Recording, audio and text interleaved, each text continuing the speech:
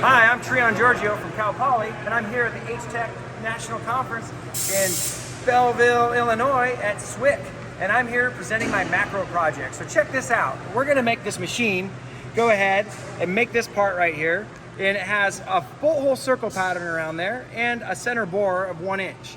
We're going to go ahead and do this by using macros. So I've got some pre-programmed routines in the machine. I've got program 200 here.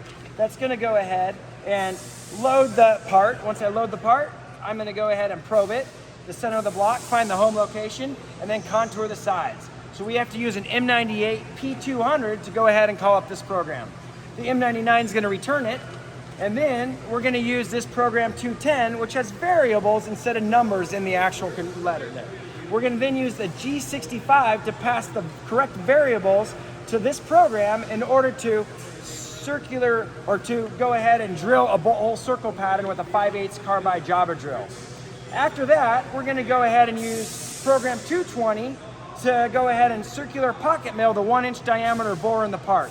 And we're going to pass variables using a G65 macro to this program. We're going to pass those 9 variables to properly cut the part. The students don't know I've given them a sharpened cutter. So afterwards, they're going to use the probes to go ahead and test the size of the bolt hole circle patterns holes and the true position. If it's out of tolerance, it's got to go ahead and flunk it out. If it's within tolerance, it can't fix it because they're drilled holes. The bored hole, though, it can be fixed if it's undersized. So they're going to measure the bored holes, true position, and size, and if it needs to be updated, the program's going to use macros to automatically go back, change the wear offset, and recut the hole. After that, it's going to come back then and probe just the bore only, skipping the bolt hole circle pattern. So let's see how this logic works on the machine. Let's go. Now we're going to run our program 336, which is the main macro program that drives those 3 sub-programs in the control. So here we go. So you're going to see we've got M98 P200. What that does is it calls up my sub-program, and it's going to probe the center of the block. We put the block in the soft jaw. It doesn't have a positive stop in the x-axis. So it's going ahead and finding where it's located in the X and also the Y just in case. Once it probes the part and finds the center of the part, it brings in a 1/2 inch end mill and trims the sides to the correct length. So here we go with that 1/2 inch end mill.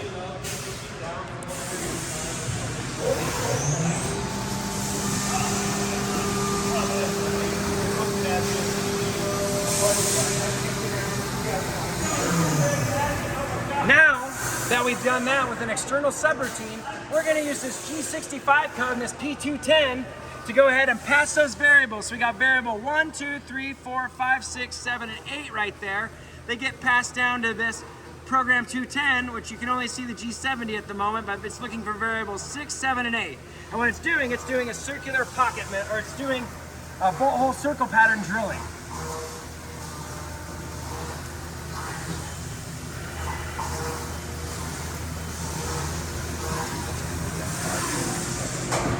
Now, it's going to bring up program 220. 220 is a G13 pocket milling program.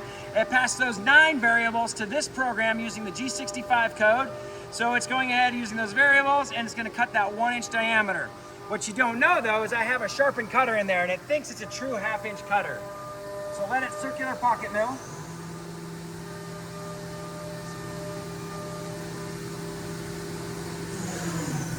All right.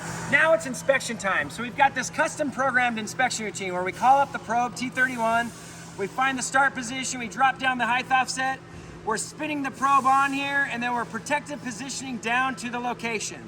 I have an if statement there to skip probing the bolt hole circle pattern if we've already done so, but we have not, so we're going to probe the bolt hole circle pattern right there.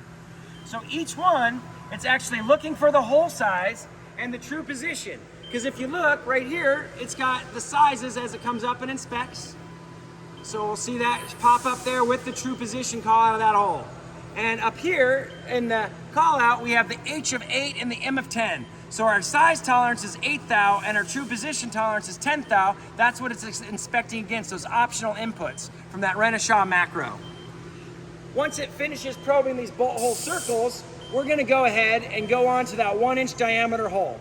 At this point, if we're out of tolerance, we're going to go ahead and alarm out because we can't fix these drilled holes. This is 100% for lights out machining. We can make the right size parts without anybody in the shop and correct them on the fly. So right now it's grabbing the 1-inch diameter. And if you look up here on the diameter on the control, it's gonna go ahead and show me 9928. So moving up here, you're gonna see the wear is gonna change up here automatically. It's gonna subtract out that 7 thou and 2/10 by doing a little bit of logic. So if I press pound or stop right here, you can see the logic is right up here, where I used the size that I probed, I used the size that I probed in the actual variable of 1 inch. I figured out the size difference and took that out of the wear offset. Now I'm sending a G65 to the control to go ahead and do a finish pass to go ahead and clean up that bore with that new wear offset.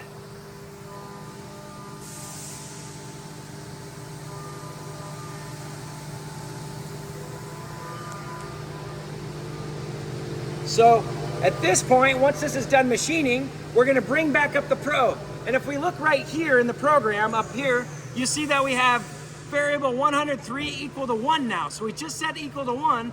So once we bring up this probe, if variable 103 is equal to 1, we're gonna skip the probing and jump down to basically probing only the bore. And that's what we're doing right here. Going down to inspect that bore, we'd like to get 1 inch exactly. Let's see what we got with our math.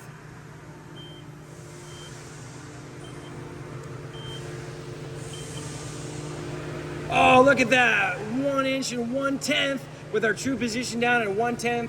That's great, we passed. So that means the program should go ahead, put the original tool in the machine and bring the table forward for the operator.